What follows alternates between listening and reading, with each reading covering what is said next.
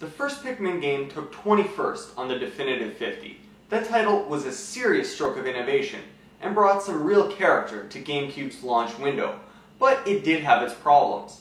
I have to give its sequel, Pikmin 2, a spot on this list for outdoing its predecessor so thoroughly and so charmingly.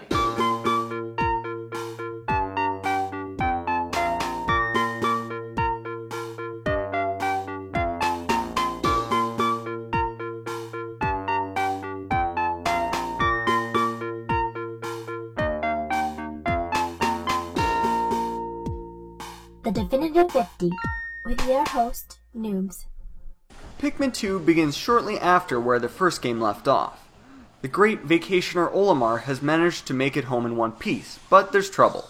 His employer, Hawketate Freight, has fallen on hard times after a job delivering golden carrots went awry. The company has racked up some serious debt, and the only way out is by hawking the kinds of treasures that Olimar's old refuge planet is littered with. Olimar is accompanied back to the Earth-like place of his recent nightmare by a lankier co-worker named Louie, and it's up to the two to gather all the bottle caps, batteries, fruit, broken video game hardware, and other garbage that they can. Of course, the pair are not alone. All the heavy lifting is done by Olimar's trusted personal army, the Pikmin. This game reunites the spaceman with the red, yellow, and blue Pikmin of his first adventure, and two new types are also added. White Pikmin can spot hidden underground items and dig them up, while purple Pikmin are a whopping 10 times stronger than standard Pikmin, making them ideal workhorses for carrying hefty treasures.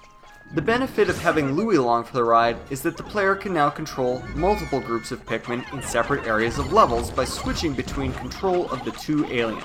Pikmin 2 borrows the day-night cycle of its predecessor, but does away with the often criticized time limit, which forced players to grab as much as they could within 30 in-game days. There's also plenty more to do with your time, as each full-size level also includes multiple smaller sub-levels that take place inside caves stuffed with enemies and treasures.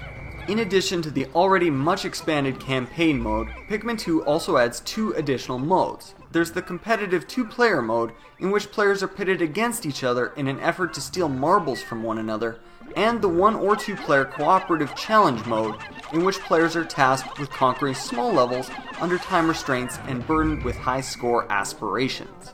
Just as with the first Pikmin, this title tells its simple story with a flair and charm rarely achieved in gaming. Each item recovered by the Pikmin is given a clever or even heartwarming name. An NES directional pad is dubbed Stone of Glory, while a Game & Watch is referred to as a Dream Architect. Many non-Nintendo branded items also make appearances, like a Duracell battery called the Courage Reactor. Olimar, Louie, and the other Hawketations are played in an endearing, amusing fashion, and high-quality cutscenes tie the whole game together with serious laughs. Although I've already announced that Season 3 of the Definitive 50 will cover the PlayStation, I'd like to hear what other systems you want me to talk about in future years. I've thrown together a poll on Splodinator's Facebook page for you to register your thoughts. Don't forget to like us while you're over there. Check back next week for entry number 9 on the Definitive 50 GameCube games.